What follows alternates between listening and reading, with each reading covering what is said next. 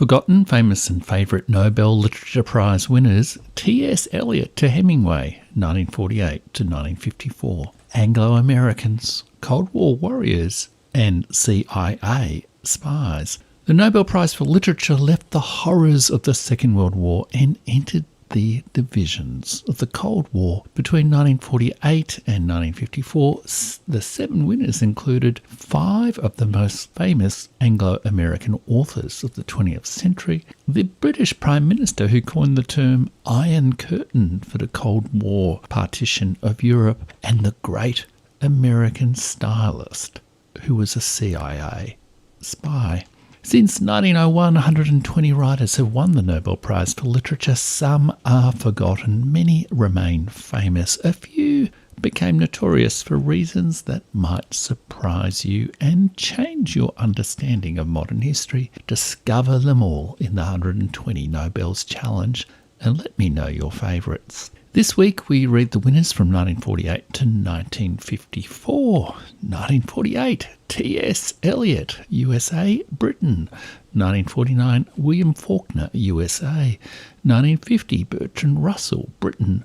1951, Pär Lagerkvist, Sweden. 1952, François Mauriac, France. 1953, Winston Churchill, Britain. 1954, Ernest Hemingway, USA. 1948, Thomas Stearns Eliot, born 1888 to died 1965, USA, Britain. T.S. Eliot is one of the most famous modernist poets to have won the Nobel Prize. Born in America to an elite Boston family, he adopted the manner of an aristocratic, conservative British Anglican. In 1927, he renounced American citizenship and misread the timing of the American century. His poems are modern classics. The Love Song of J. Alfred Prufrock, 1915, The Wasteland, 1922, The Hollow Men, 1925, Ash Wednesday, 1930, and 4 quartets, 1943. He wrote plays, and in 1939, On the Cusp of War, the light verse Old Possum's Book of Practical Cats. This relief from his otherwise gloomy poems was adapted in the 1980s as the musical Cats. Given Eliot's disdain for popular culture, it is paradoxical that his fame was revived by Andrew Lloyd Webber. When I was young, the proto-serialist opening line of The Love Song of J. Alfred Prufrock was still a banner of literary rebellion among Australian university students.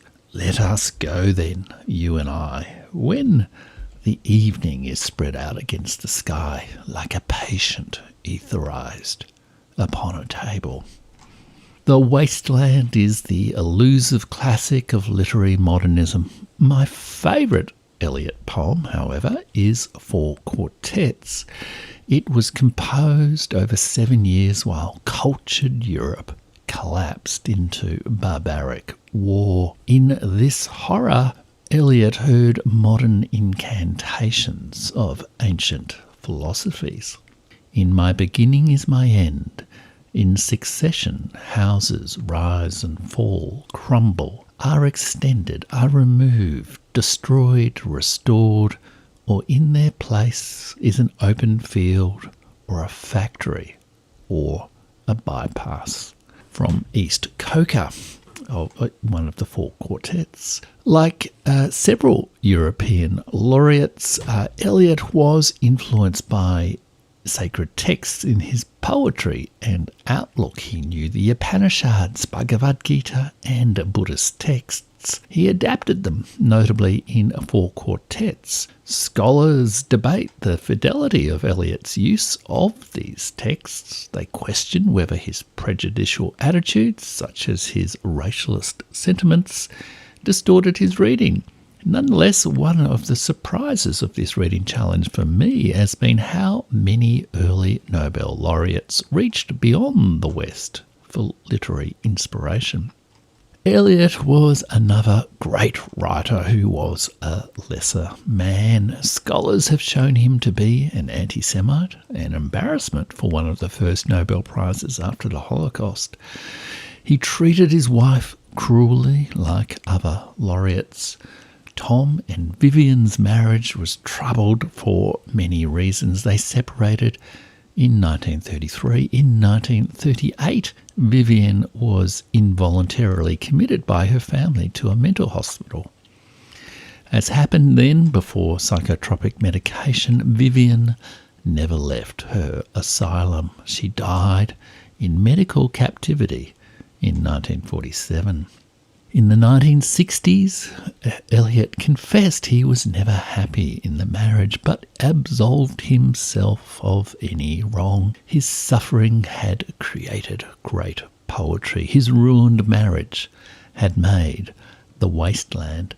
Eliot was an artist monster, a common figure celebrated as a semigod in the 20th century. Though a great experimental modernist in art, he was deeply conservative in politics. He defied the democratic ethos of the post-1945 world in his Notes Towards a Definition of Culture, 1948. This long essay argued that a civilized society needed a class system and an aristocracy of talent. The highest levels of culture could only be achieved, Eliot argued, by small groups of people who perfected their traditions over long periods of time. It was an argument to restore the European cultural aristocracy of the pre-1939 world. It expressed alarm about the impact of mass secondary education. Like many prophets of cultural decay, Eliot got a little carried away in his doom loops.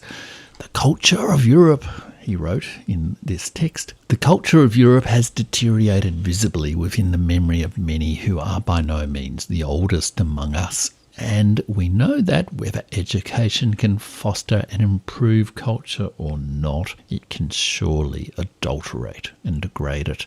For there is no doubt that in our headlong rush to educate everybody, we are lowering our standards and more abandoning those subjects by which the essentials of our culture transmitted, destroying our ancient edifices to make ready the ground upon which the barbarian nomads of the future will encamp in their mechanized caravans. T.S. Eliot, Notes Towards a Definition of Culture. His defiance of the democratic ethos of the victorious democracies of the West found many supporters on the conservative side of the Cold War. His image of barbarian nomads hinted at the long demonized opponents of civilized Europe, the barbarian communists of Eurasia. The image established Eliot as the preeminent poet of the conservative Cold War. He would remain one of the Anglo-American world's premier poets for most of that dread crusade. You can read Eliot's famous essay at the link in the written post. 1949, William Faulkner, born 1897 to died 1962, USA.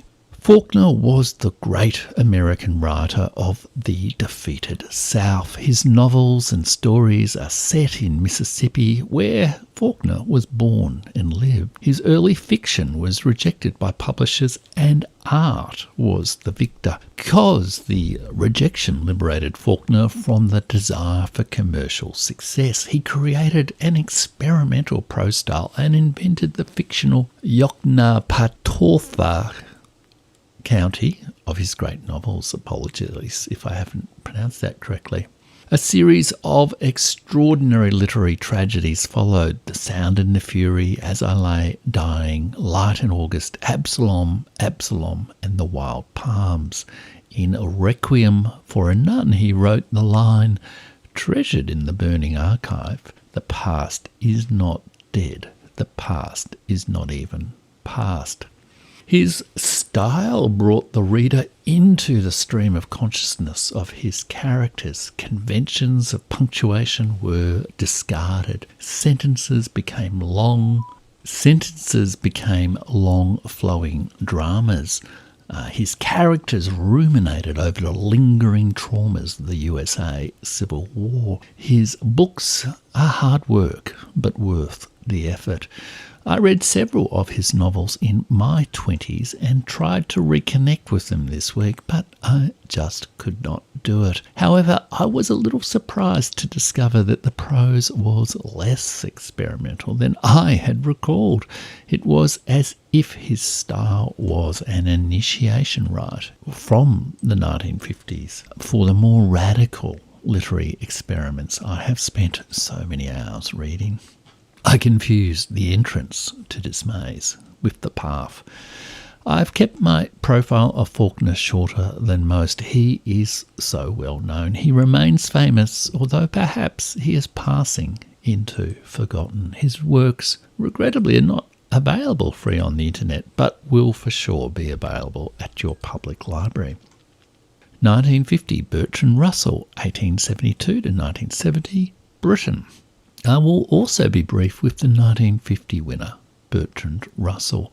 He was the third philosopher to win the prize. The Nobel Committee celebrated his varied and significant writings in which he champions humanitarian ideals and freedom of thought. But these ideals had travelled a long way from his early work on the principles of mathematics and Russell's pacifist resistance to World War I. By 1950, the year after the USA, Britain and Western powers had formed NATO, Russell would become another cultural prize of the early Cold War. Russell was a major figure in English analytical philosophy alongside figures like A.N. Whitehead. Its style was logical, unlike the more poetic traditions of European philosophy, such as Heidegger, who at this time was writing dark notebooks in disgrace in the Black Forest after his support for Nazi Germany. The analytical style suited Russell's temperament. He was also a mathematician. His greatest achievement in philosophy, however, was arguably not his writing. He taught the greater, more enigmatic Ludwig Wittgenstein, who ended his book Tractatus Logico-Philosophicus with the recluse's motto, "Whereof one cannot speak, thereof one must be silent." In World War I, Russell was a pacifist and opponent of empire. He was jailed for his protests. Through the 1920s, he advocated a new period of history without war. He was not alone in these years. There was broad support for peace and internationalism, in part associated with support for the Soviet Union. Russell, a British aristocrat and Fabian, even visited the Soviet Union in these years, but he did not like what he saw. He began to change his posture when the Great Imperial War began in 1931. Russell supported a peaceful accommodation of Germany and Britain that would avert the disaster of another European war and reunite Western Europe to resist the threat of Bolshevism. There were many people who thought the same in these decades. This resistance to the drums of war has since been distorted as appeasement. When Britain negotiated with Germany at Munich in 1938, Britain's greatest philosopher was on the side of Chamberlain, not the hawkish Churchill. He changed his mind in 1943 when he described war as a necessary lesser of two evils. After World War II, he went further. He championed the new American century because he opposed Soviet rule. He labelled the rival system totalitarian and even provided a justification for the use of nuclear weapons. In a speech in 1948, He argued it would be morally worse to go to war after the USSR possessed an atomic bomb than before it possessed one. If the USSR had no bomb, the Anglo-American victory would come more swiftly. There would be fewer casualties than if there were atomic bombs on both sides. The time to strike was now, or so Russell claimed, as Churchill's Iron Curtain came down across Europe. Many understood Russell to have advocated a first strike in a nuclear war with the USSR. It is hard to see it otherwise. Thankfully, within a year, the USSR obtained a nuclear weapon, and the era of deterrence by mutually assured destruction began. Russell's prize was another case of the Nobel Prize joining the new Cold War. In the 1950s, Russell would become a senior figure in the Congress for Cultural Freedom, a CIA-funded anti-communist organisation. The pacifist had aged into a Cold War warrior. He would later criticise the Vietnam War and support nuclear disarmament, but like so many philosophers, he was a poor guide to political judgment. I have not attempted to read Russell's analytical philosophy texts. You can, however, read online his book Why Men Fight, which I have a link to in the post. It argued that men fight primarily due to fear, acquisitiveness, and vanity.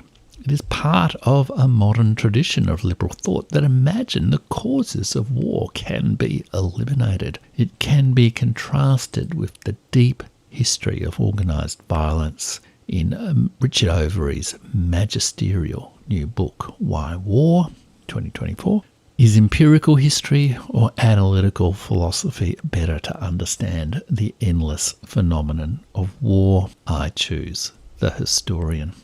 1951, Pär Lagerkvist, 1891 to 1974, Sweden. Pär Lagerkvist was a major Swedish writer of the 20th century. In the 1950s and 1960s, he became the most widely translated Swedish writer in the Western world. But today it is difficult to find his works online. I read him for the first time in this challenge. I suspect he's passed into the halls of the forgotten. He wrote plays, novels, stories, poetry, essays, autobiography, and voluminous private notebooks. Indeed, he saw his writing as a form of personal exploration. On his death, he donated his enormous collection of private notebooks and published writing to the Swedish National Library. The new sources changed how Swedish scholars interpreted Lagerkvist. While still alive, Lagerkvist was an extremely private man who shunned publicity, avoided literary groups, and exposed next to no details of his personal life. He reminded me of the famously reclusive French writer Maurice Blanchot. But after death, Lagerkvist's published and private writing found a way to eternity in the burning archives of Sweden. Lagerkvist was born in 1891 in southern Sweden. In 1910 he went to Uppsala as a student, and in 1913 he left for Paris, where he was exposed to the work of Pablo Picasso. He studied medieval art and Indian and Chinese literature. His first collection of poetry was published in 1916. He would go on to such a successful literary career that he was chosen to join the Swedish Academy in 1940. He did not, however, vote on his own prize. Lagerkvist was a child of rural, pietistic Lutheran Sweden, but broke from religious belief in young adulthood. But the practice of religious thought continued in his writing. He reminded me of many post-Christian, post-1945 writers in Australia and across the West who no longer believed in God but could not escape the religious mind. His writing explored the struggle between good and evil and other dualistic dimensions of the human condition. Like Eliot and Hess, he found in Eastern sacred texts and Christian scripture a spare simplicity that broke from early 20th century naturalism and symbolism. The Dwarf is a highly symbolic, psychological novel set in Renaissance Italy. It presents a flawed narrator who holds a difficult but distorted truth. Barabbas is based on a biblical story. When the Roman procurator Pontius Pilate offers to free either Jesus or Barabbas, a convicted thief and murderer, a Jerusalem mob demands the release of Barabbas, who later watches Jesus as he bears the cross to Golgotha, witnesses the crucifixion, and then spends the rest of his life trying to understand why he was chosen to live rather than Jesus. His novels are considered masterpieces, but I could not find free links online.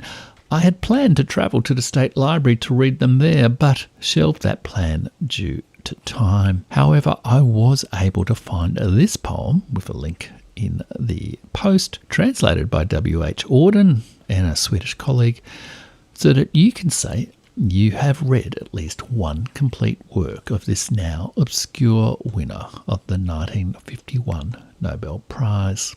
My friend is a stranger, someone I do not know, a stranger far, far away. For his sake my heart is full of disquiet, because he is not with me, because perhaps, after all, he does not exist.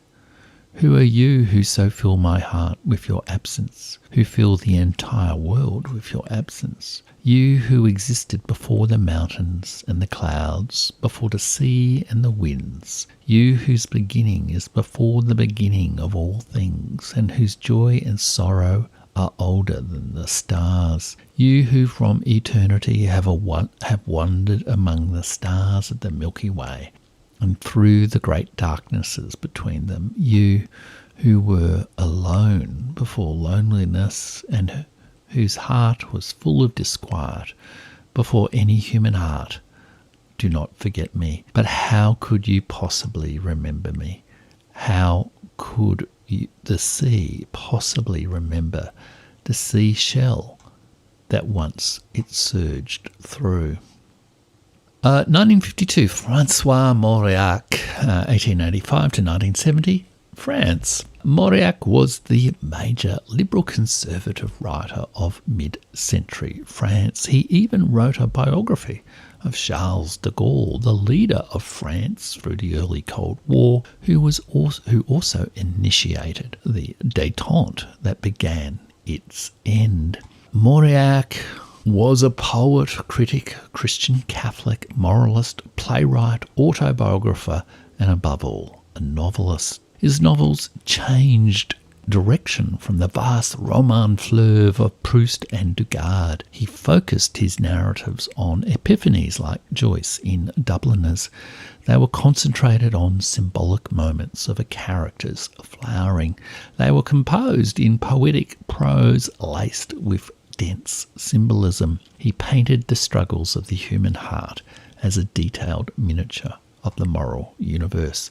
He wrote of themes of the division of innocent childhood and the spoliation of adolescence and moral struggles after the death of God. In Kiss for the Leper, Mauriac portrayed an heir to fortune, John Père, who is yet a kind of monster, ugly, antisocial, and immoral. He is the leper of the title. A local priest marries the spoiled aristocrat to the most beautiful girl of the local village.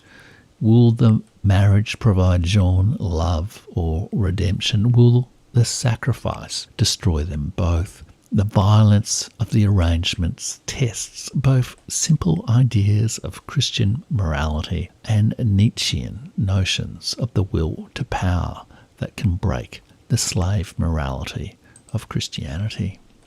From this book, Mauriac wrote, "There are no masters. We are all of us born slaves, and we grow into the freedom of the Lord." The narrative of the conflict between master and slave was crucial to intellectual life in mid-century France, and the later history of the Cold War. It had been articulated in Hegel and expressed as class struggle in Marx. Nietzsche rewrote it as a story of morality and the transvaluation of all values. The narrative was disseminated in the 1930s by the celebrated lectures of Alexandre Kojève on Hegel's phenomenology of the spirit. Kojève was a Russian émigré, nephew of the painter Kandinsky, and profoundly influential thinker for many strands of European culture and later American neoconservatism through his student Leo Strauss. After 1945, Kojève became one of the central planners of the new European Economic Community and advocate of a third way in Europe between the USA and the USSR. In 1989, 20 years after his death and at the end of the Cold War, the Japanese-American neoconservative Francis Fukuyama used Kojève to argue that the end of history had come. The unipolar illusion had begun.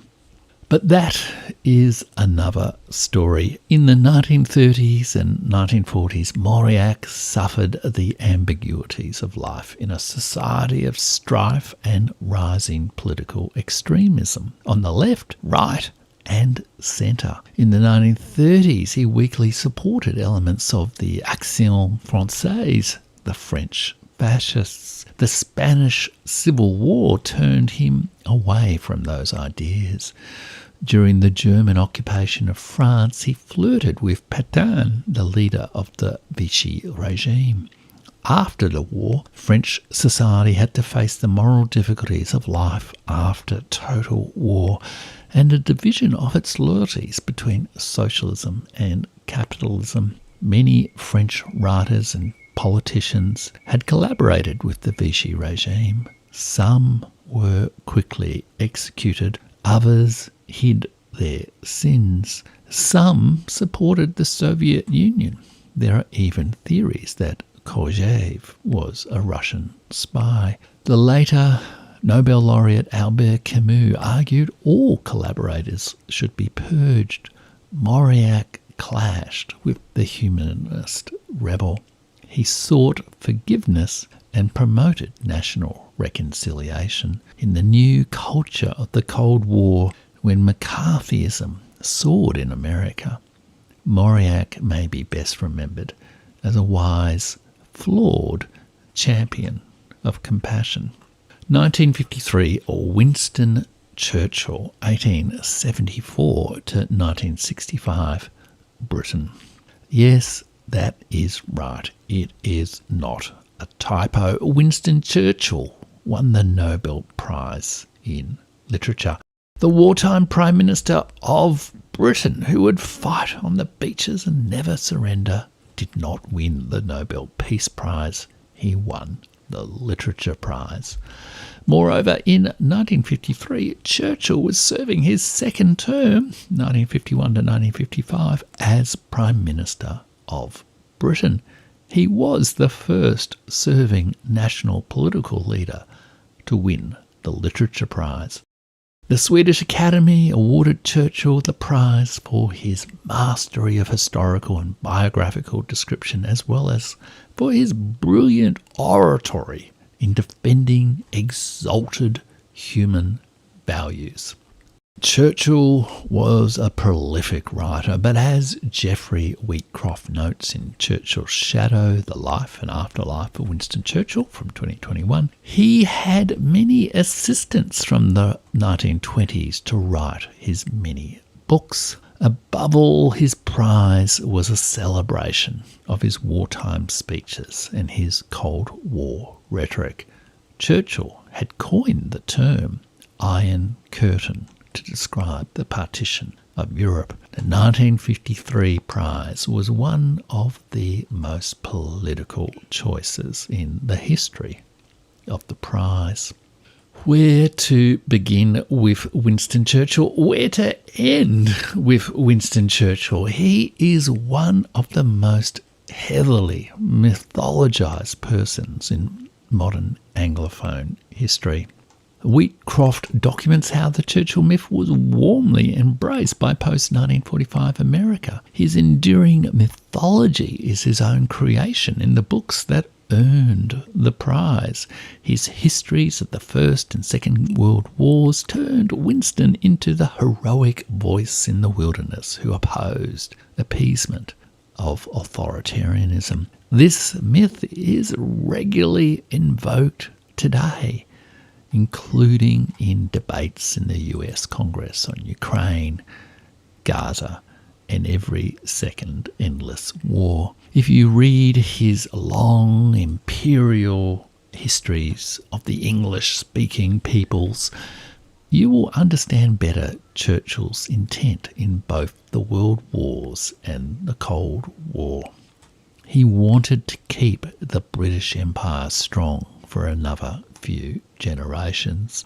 I would avoid those histories and his over-imitated oratory. Rather, I would read his history of World War I, especially the opening volume, The World Crisis 1911 to 1914. It was published in 6 volumes between 1923 and 1931. There is much vindication of his appalling decisions that caused so much death at Gallipoli, in India, in Europe, and in the Soviet Union. All volumes are available at the Internet Archive. Volume 1, with a link in the post, provides insight into both the crisis of British liberalism before 1914 and Churchill's powerful prose that mythologised the empire's defence of freedom.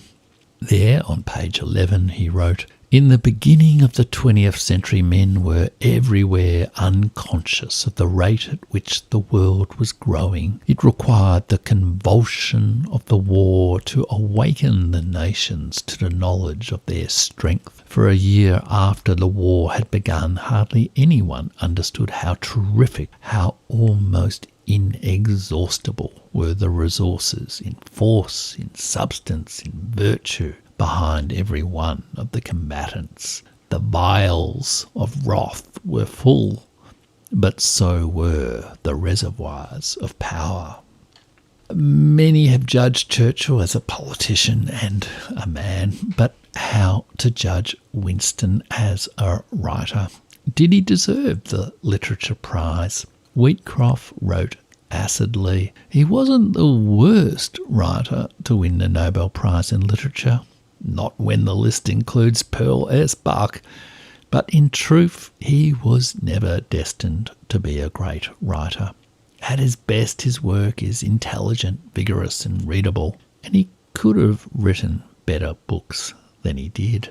Geoffrey Wheatcroft Churchill's Shadow, The Life and Afterlife of Winston Churchill, page 399. But in 1953, the Swedish Academy was overtaken by Cold War blinkers and the Anglo-American Cultural War for the world. 1954, Ernest Hemingway, 1899 to 1961, USA. The choice of Hemingway expressed the same spirit. 5 of 7 Nobels during the early Cold War went to Anglo-Americans. Hemingway was a spy for the CIA. What more can be said? And his style? He defined a ruling literary style of post-1945 America. Short, spare, breathless. Such a contrast to old Winston's grandiloquent phrases. A breath of fresh air. It was a very masculine style, written by a man fascinated by war, bullfighting, and espionage. The story of his life as spy is told by a former CIA agent, reliably or not, I do not know, in Nicholas Reynolds' writer, sailor, soldier, spy, Ernest Hemingway's Secret Adventures, 1935 to 1961, published in 2017. He became a victim of the Cold War too and suffered that all-American 20th century writer's flaw. He was a dreadful drunk. In 1961, he shot himself 2 months after the Bay of Pigs fiasco. You can read online in Our Time and For Whom the Bell Tolls. I have always known that phrase from Donne, but only read Hemingway's adaptation this week. Here's a short excerpt. If he had known how many men in history have had to use a hill to die on, it would not have cheered him any, for in the moment he was passing through, men are not impressed by what has happened to other men in similar circumstances any more than a widow of one day is helped by the knowledge that other loved husbands have died. Whether one has fear of it or not, one's death is difficult to accept. Sordo had accepted it, but there was no sweetness in its acceptance, even at 52, with 3 wounds and him surrounded on a hill. Hemingway, For Whom the Bell Tolls. I never really liked Hemingway's heritage of style. I always preferred the longer lines of the roman fleuve. I hope I have not offended you if you love him by this brief, parodic imitation. Thanks for listening. Please feel free to share the Burning Archive Substack post. This post is free and free to share, and I will talk to you all next week.